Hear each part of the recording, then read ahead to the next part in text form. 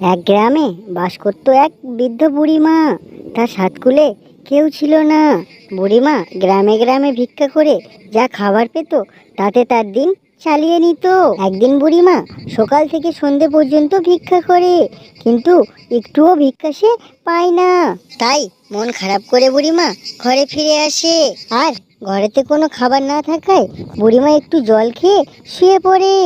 পরের দিন সকালে উঠে বুড়িমা আবার ভিক্ষা করতে যায়, কিন্তু একটুও ভিক্ষা পায় না। ঘরে ফিরে আসে। এইভাবে দুদিন না খেয়ে থাকায় বুড়িমার শরীর খুব দুর্বল হয়ে পড়ে, আর সে বিছানা ছেড়ে উঠতেই পারছিল না। আর বুড়িমা ভাবছিল খাবার না পাওয়ায় তার মৃত্যু হবে। তখনই ওখানে আসে একটি পাখি, তার মুখে করে কিছু খাবার নিয়ে, আর খাবারগুলিকে নিয়ে বুড়িমাকে দেয়। খাবারগুলিকে পেয়ে বুড়িমা খুব তাড়াতাড়ি সুস্থ হয়ে ওঠে। একদিন টুনি তার ছোট্ট মেয়েটিকে নিয়ে জঙ্গলে খাবার খুঁজতে বেরিয়েছিল।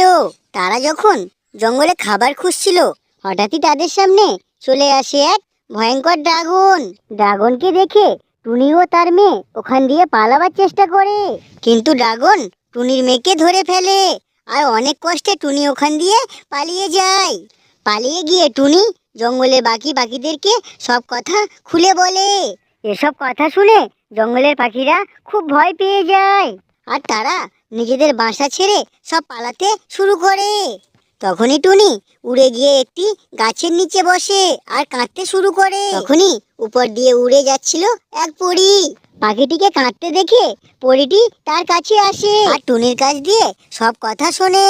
আর সব কথা শুনে টুনিকে সঙ্গে নিয়ে ড্রাগনের সামনে আসে। ড্রাগন যখন ধরতে আসে, পরী তার জাদু শক্তি দিয়ে ড্রাগনকে ধ্বংস করে দেয়। জঙ্গলের একটি গাছে টুনি তার ছোট্ট একটি ছেলেকে নিয়ে বাস করত।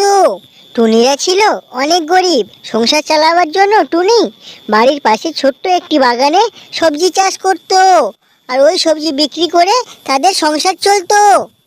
একদিন টুনির ছেলে লাল জঙ্গলে তার বন্ধুদের সঙ্গে দেখা করতে যায়। গিয়ে দেখে তার বন্ধুরা সবাই মোবাইল ব্যবহার করছে। তখনই লাল তার বন্ধুদের সঙ্গে একটু গল্প করে ঘরে ফিরে আসে। ঘরে ফিরে টুনির কাছে বাজনা ধরে মোবাইল কেনার জন্য। তখন টুনি তার ছেলেকে বুঝিয়ে বলে, আমরা খুব গরিব, সবজি বিক্রি করে আমরা খাই, মোবাইল কেনার মতো পয়সা আমরা কোথায় পাবো। টুনির কথাতে লাল কান না দিয়ে সে কাঁদতে শুরু করে মোবাইল নেওয়ার জন্য। টুনি লালের কান্না থামাবার চেষ্টা করে, কিন্তু লাল থামতেই চায় না।